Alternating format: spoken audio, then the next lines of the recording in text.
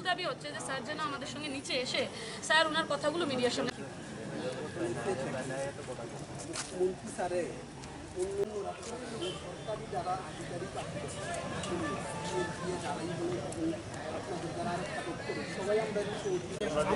মুখ্যমন্ত্রী কথা বলতে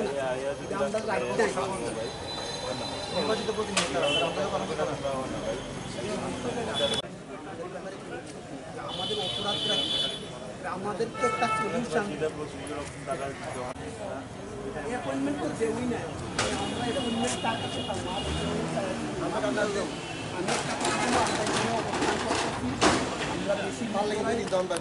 একটাই রিজন শিক্ষামন্ত্রী স্যার যেন আমাদের সঙ্গে এসে কথা বলেন, উনি আমাদের ব্যাপারে স্পষ্টীকরণ দেন এবং আমার মানে যারা আমরা কোয়ালিফাই করেছি সবাইকে একসঙ্গে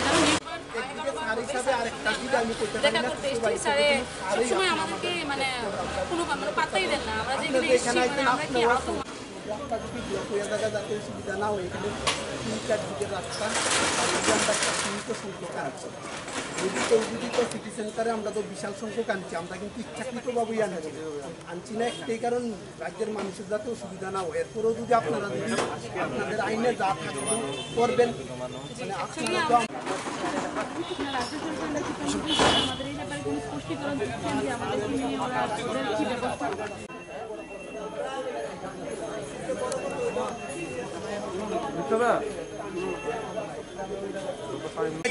আপনি মানে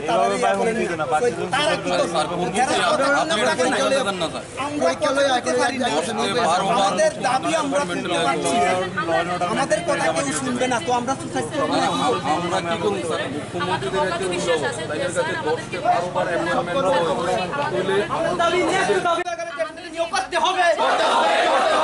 একজন দুজন চলতে আমাদের দাবি ন্যায্য দাবি, আমাদের দাবি ন্যায্য দাবি।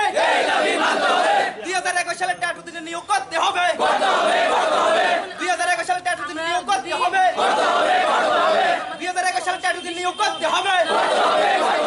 আমাদের দাবি ন্যায্য দাবি, আমাদের দাবি ন্যায্য দাবি। অতি সত্ত্বেও 2021 সালে ট্যাটু দিনে নিয়োগ করতে হবে।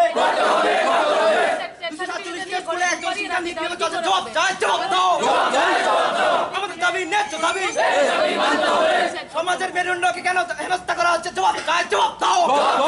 এর আগে 11 জুন কিন্তু আমাদেরকে যেহেতু নির্বাচন প্রোটোকল আছে সামথিং 11 জুন তাক ডেটটা বলে গেছে, গতবার ছিল আমাদেরকে প্রশাসন থেকে বলা হয় যে এই কর্মচারী বাদ দেওয়ার ডিরেকশন যেহেতু আছে এই জন্য কর্মচারী বাদ দিয়ে আজকে ডেট ফিক্স করা হয়েছিল। ধন্যবাদ।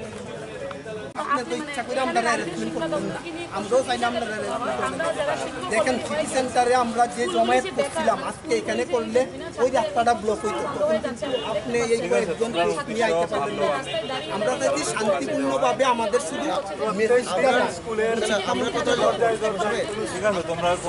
না না আমরা কথা হইলো রাজ্যের বিভিন্ন স্কুলের শিক্ষক সভ্যতা এখনো আছে, রাজ্য সরকার উনি ঘরের ভিতরে আমরা সঙ্গে যা করেন পরবর্তী সময়ে মিডিয়ার কাছে করেন না, যেহেতু ওনার বক্তব্য মিডিয়ার সামনে উনি প্রকাশ করছেন না, রাজ্যের বাসী ওনার কি চিন্তা ভাবনা শিক্ষার বিষয়ে এটা কেউ জানে না। আমরা চাইছি এখানে মিডিয়ার বন্ধুরা আছে, ওনাদের সামনে আমাদেরকে বলতে হবে না, ওনাদের সামনে ওনার শিক্ষা দপ্তরের সিদ্ধান্ত এবং রাজ্য সরকারের কি সিদ্ধান্ত সেটা এখানে ঘোষণা দেখ, তারপর আমরা পাশাপাশি কয়েকদিন বুঝে আমরা কয়েকদিন পর বিভিন্ন দপ্তরে নিয়োগ নিয়ে বললে আমরা কিন্তু আমাদের শিক্ষা দপ্তরের ট্যাটুতে নিয়োগ নিয়ে সবাই চুপ, এটা কারণে তো বুঝতে পারি আপনারা আমরা অন্যরার মতো চাইনা রাজ্যের মানুষকে হয়রানি করতে, যার জন্য আমরা মূল সড়ক অবরুদ্ধ করতে যাই। আমরাও কিন্তু চেষ্টা করেছি আমাদের সুযোগ্যতা রক্ষা করার জন্য। রাস্তা ছাড়ার আমরা কই যাব, আমরা তো মনে করুন আপনার বাড়ির সামনে যে আপনি দেখেই করেন, আজকে আমরা এখন আপনার লয়ে যা থাকে আপনারা তা করবেন। পরীক্ষা না শুনুন, আপনি একবার ল করেন না এখানে। আজকের এই আমাদের যে কর্ম হচ্ছে শিক্ষামন্ত্রীর বাসভবনের অভিযান, এই অভিযানের মূল লক্ষ্য হচ্ছে এটাই যে টেট পরীক্ষা গত বছর হওয়ার পর 1 বছর হতে মানে চলতে যাচ্ছে, টেট পাস সার্টিফিকেট নিতে আমাদের হিমশিম খেতে হচ্ছে। যা কিছু করার পর টেট পাস সার্টিফিকেট পাওয়ার পরও রাজ্য সরকার বিভিন্ন সময় বিভিন্ন দপ্তরে নিয়োগের কথা বলছে, প্রেস কনফারেন্স করছে, কিন্তু একমাত্র শিক্ষা দপ্তরে টেট উত্তীর্ণদের নিয়োগ নিয়ে রাজ্য সরকার শিক্ষা দপ্তর এখন তারা নীরব আছে। এখনো তারা নীরব রয়েছে। কারণটাই বুঝতে পারছি না যে এই ব্যাপারে আমাদেরকে নিয়োগ করার বিষয়ে এত অবহেলা হচ্ছে কেন। এখন কি আমরা কি দিন দিন কি শুধু এইভাবে কর্মসূচি করে যাব? আমাদের এজ নেই। এখন তো যে কোয়ালিটি এডুকেশনের যে কথা বলা হচ্ছে রাজ্য সরকার, যে মেন ট্যাগলাইন কোয়ালিটি এডুকেশন, সেই কোয়ালিটি এডুকেশনের ট্যাগলাইন বাস্তবায়িত হতে যাচ্ছে এখনই। কারণ আমাদের আগে কথা হচ্ছিল ডিএলএড বিএড নেই, এই ডিএলএড বিএড নেই, এখন তো যে বিএড আছে, টেট কোয়ালিফাইড টিচার আছে। যেই সংখ্যক শিক্ষকদের পোস্ট খালি আছে এখন শূন্য যে পদগুলা মিনিমাম আমার যত হিসাব পাওয়া হয়েছে 30,000-এর কাছাকাছি মেবি শিক্ষকদের খালি আছে। আর আমরা মোটে আছি 36-37 জন টেট 1 টেট 2 মিলিয়ে। এরপরও আমাদের নিয়োগ নিয়ে শিক্ষামন্ত্রী, মুখ্যমন্ত্রী, রাজ্য সরকার সবাই নীরব। আমরা যাচ্ছি যে আমরা কি দিনের পর দিন এবং আমরা কি মরতে যাচ্ছি? কোয়ালিটি এডুকেশন কোনটা? কাউকে বাঁচানো, সমাজকে বাঁচানো। আমরা রাজ্যের যে কোচে গাছা যারা ছেলে মেয়ে আছে বিভিন্ন স্কুলে, ওদের যে সমাজে দাঁড়া করানোর কাজ হচ্ছে শিক্ষকরা।